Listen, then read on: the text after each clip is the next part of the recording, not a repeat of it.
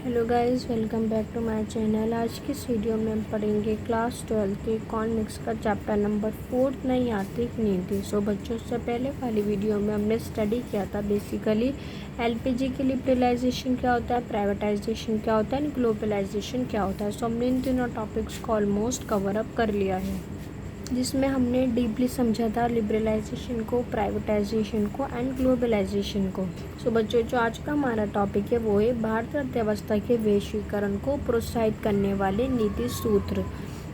सो बच्चों, बेसिकली हम इसके अंदर समझेंगे कि किस तरीके से ग्लोबलाइजेशन को प्रमोट किया गया है, उसे अप्रिशिएट किया गया है, या ऐसे कौन कौन से सूत्र, ऐसे कौन कौन से कारक रहे हैं जिसकी वजह से ग्लोबलाइजेशन को अप्रिशिएट होने में या प्रोत्साहित होने में बहुत हेल्प मिली। सो बच्चों, आज हम इन पॉइंट्स को डिस्कस करेंगे और इसे बहुत अच्छे से समझेंगे कि ऐसे कौन कौन से रीज़न रहे थे, ऐसे कौन कौन से कारक रहे थे जिनकी वजह से वैश्वीकरण प्रमोट हुआ, उससे अप्रिशिएट मिला, उससे प्रोत्साहित मिला।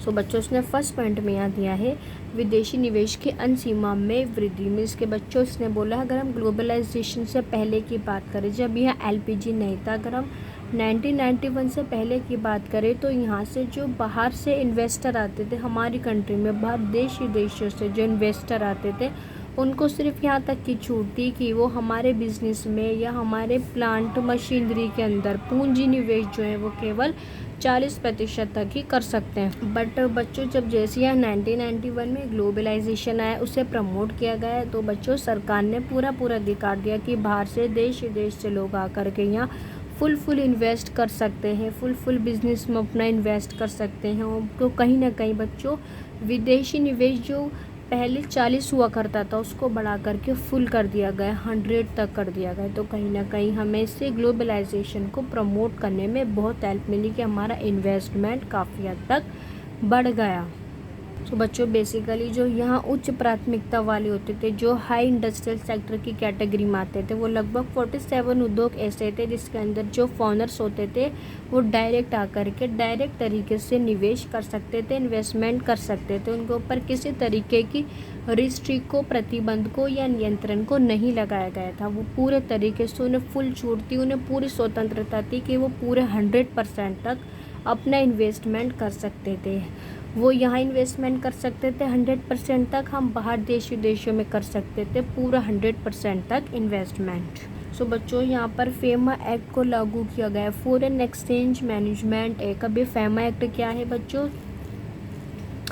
सो बच्चों, ये है कि अगर कोई बाहर से देश विदेश से आकर के हमारी कंट्री के शेयर में 20% तक का इन्वेस्टमेंट कर सकता था, तो बट कहीं ना कहीं उसे हमारे इंडस्ट्रियल, हमारे कंट्री में आकर के हमारे शेयर्स के अंदर 40 से 50% तक करने की, इन्वेस्टमेंट करने की पूरी छूट, जिसे foreign exchange management act FEMA कहा जाता है। फेमा को लागू किया गया है कि अब बाहर से देश विदेश आकर के हमारे शेयर्स के अंदर 40 से 50% तक अपना इन्वेस्टमेंट कर सकते हैं। सो बच्चों, यहाँ फेमा एक्ट को लागू किया गया और इसके जो भी इसमें नियम बनाए गए कि हम इन्वेस्टमेंट 40 से 50% तक कर सकते हैं, उसे पूरे तरीके से फॉलो किया गया, उसे काफ़ी प्राथमिकता दी गई। सो बच्चों, आई होप आप लोगों को पहला पॉइंट बहुत अच्छे से समझ में आया होगा कि किस तरीके से हमने वैश्वीकरण को प्रमोट करने के लिए इन्वेस्टमेंट पे पूरी स्वतंत्रता कर दी कि हम फुल तरीके से इन्वेस्टमेंट कर सकते हैं, पूरे तरीके से हम इन्वेस्टमेंट कर सकते हैं, बाहर देश विदेश से आकर के इन्वेस्टमेंट कर सकते हैं, हम बाहर देश विदेशों में जाके फुल इन्वेस्टमेंट कर सकते हैं। सो बच्चों, आई होप आप लोगों को फर्स्ट पॉइंट बहुत अच्छे से समझ में आया होगा। अब हम इसका सेकंड पॉइंट समझते हैं, आंशिक परिवर्तनीयता। सो बच्चों, इस पॉइंट का मतलब ये हुआ, आर्थिक परिवर्तन का मतलब बच्चों बेसिकली इसके अंदर हमें वस्तु और सेवाओं को आयात निर्यात की पूरी छूट मिली कि हम कितना चाहें उतना आयात और निर्यात वस्तु और सेवाओं का कर सकते हैं। निवेश पर ब्याज या लाभांश का भुगतान। सो बच्चों, ये जो पॉइंट है आंशिक परिवर्तनीयता, तो बच्चों आंशिक परिवर्तनीयता के अंदर हमें सौदे से रिलेटेड, मीन्स कि हमें पूंजी से रिलेटेड इसमें कोई भी सौदा नहीं किया जाता था। इसके अंदर रूल्स बनाए गए कि हम एक्सपोर्ट कर सकते हैं, हम इंपोर्ट कर सकते हैं, यहाँ तक कि जो हम इन्वेस्टमेंट करेंगे उस पर हमें ब्याज दिया जाएगा, इंटरेस्ट दिया जाएगा। सो बच्चों बेसिकली हम आंशिक परिवर्तनीयता के अंदर पैसों से रिलेटेड कोई भी सौदा इसमें शामिल नहीं होता था। इसके अंदर रूल्स बनाए गए कि हम खुले तरीके से आयात और निर्यात कर सकते हैं। जो हम इन्वेस्टमेंट करेंगे उस पर हमें इंटरेस्ट भी मिलेगा। तो बच्चों बेसिकली जो आंशिक परिवर्तनीयता होता है उसका मतलब ये होता है कि हम विदेशी करेंसी को खरीद सकते हैं और उसको बेच भी सकते हैं। मीन्स कि विदेशी करेंसी को खरीदना और बेचना ही आंशिक परिवर्तनीयता है। मीन्स कि इसके अंदर हम बाहर की करेंसी को खरीदते हैं और बेचते हैं। बेसिकली एक सौदे से रिलेटेड था बच्चों।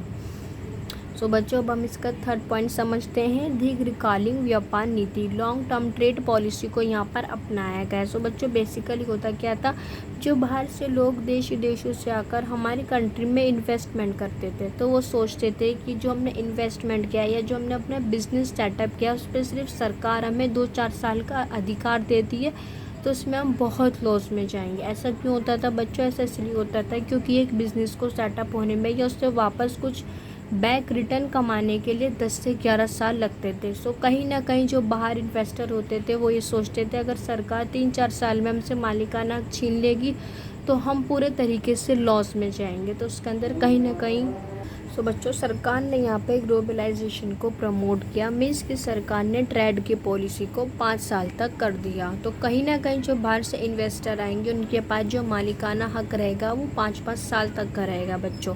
सो बेसिकली सरकार ने ट्रेड पॉलिसी को बढ़ा दिया, इंक्रीज़ कर दिया। और इसके अलावा बच्चों जो भी ट्रेड के ऊपर रिस्ट्रिक्ट लगे हुए थे या जो भी कंट्रोलमेंट लगा हुआ था, प्रतिबंध लगा हुआ था, वो सब सरकार ने रिमूव कर दिया कि अब ट्रेड पर कोई भी नियंत्रण, कंट्रोलमेंट या उस पर जो भी रिस्ट्रिक्शन लगाई गई हैं, लॉस लगाए गए हैं नेगेटिविटी के, वो सब सरकार ने रिमूव कर दिए कि अब ट्रेड खुल करके होगा, देश विदेशों से होगा। सो बच्चों बेसिकली सरकार ने प्रतियोगिता, कंपटीशन को अप्रिशिएट किया क्योंकि ग्लोबलाइजेशन से पहले क्या था कि किसी भी बाहर देश विदेशों को ये छूट नहीं थी कि वो हमारी कंट्री में के इंडस्ट्रियल सेक्टर को स्थापित कर सके। और सरकार ने इसके लिए कोटे को भी निर्धारित किया था। क्यों किया था बच्चों? ताकि हमारे घरेलू प्रोडक्ट को प्रोटेक्शन मिल सके।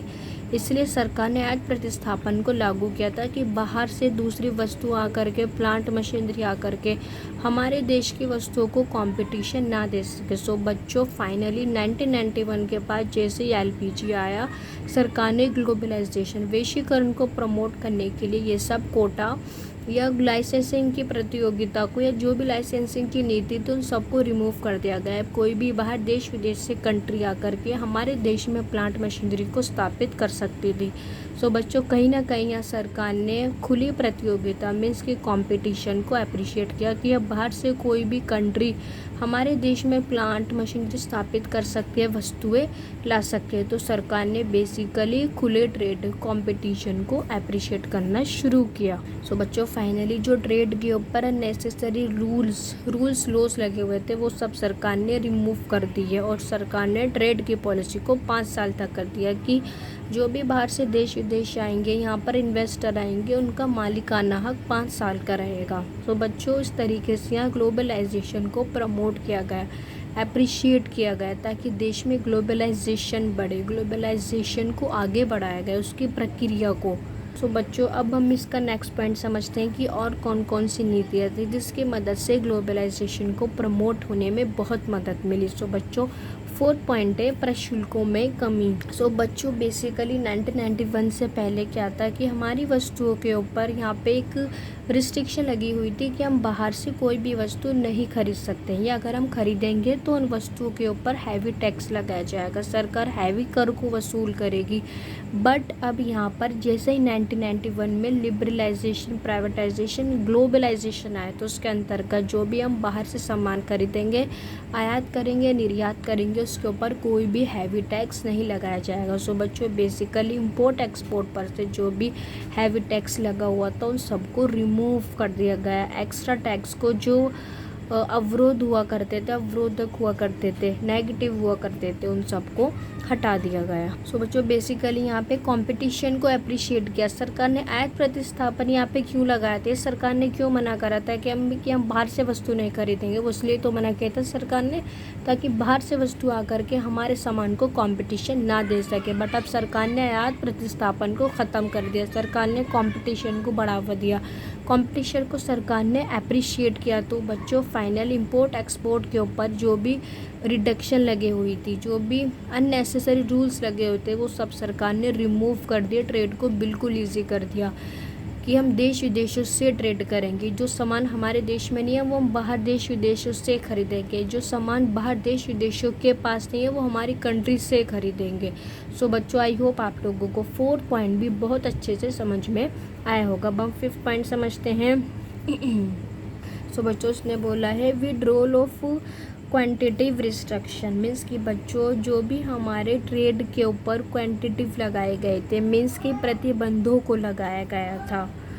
मीन्स कि अगर हम बाहर से आयात करेंगे, हम बाहर से ख़रीद नहीं सकते थे। अगर हम खरीदते थे तो हैवी टैक्स लगाया जाता था। सो कहीं ना कहीं आयात को प्रमोट किया गया कि अगर कोई वस्तु हमारे देश में नहीं है तो हम उसे बाहर से खरीद सकते हैं। तो बच्चों यहाँ पर आयात को हम आयात कर सकते थे, बाहर देश विदेशों से सामान को खरीद सकते थे। सरकार ने ग्लोबलाइजेशन को प्रमोट करने के लिए आयात को अप्रिशिएट किया कि हम बाहर से भी सामान खरीद सकते हैं। आयात पर जो भी प्रतिबंध लगे हुए थे, जो भी कंट्रोलमेंट लगे हुए थे, वो सरकार ने सब रिमूव कर दिया, आयात को बहुत ईजी बना दिया। और बच्चों ये जो पॉइंटेस ने बोला है कि ये हमारे भारत के WTO वर्ल्ड ट्रेड ऑर्गेनाइजेशन पर भी आधारित था। मीन्स कि हम वर्ल्ड ट्रेड ऑर्गेनाइजेशन के अंतर्गत ये बात आती है कि हम कहीं से भी देश विदेशों से कोई भी वस्तु, कोई भी सेवा, कोई भी मशीनरी, कोई भी प्लांट को खरीद सकते हैं। मीन्स कि हम पे बहुत ईजी तरीके से बाहर देश विदेशों से आयात कर सकते हैं। ये हमारे WTO के अंडर भी हमें देखने को मिलता है, वर्ल्ड ट्रेड ऑर्गेनाइजेशन में भी देखने को मिलता है। सो बच्चों आई होप आप लोगों को आज के इस वीडियो में समझ में आया होगा कि किस तरीके से वैश्वीकरण, ग्लोबलाइजेशन को अप्रिशिएट किया गया, प्रमोट किया गया, या उसके कौन कौन से कारक थे। सो बच्चों अब हम मिलते हैं नेक्स्ट वाली वीडियो में। नेक्स्ट वाली वीडियो में हम इस चैप्टर के आगे का पढ़ेंगे। सो बच्चों जब तक के लिए गुड बाय।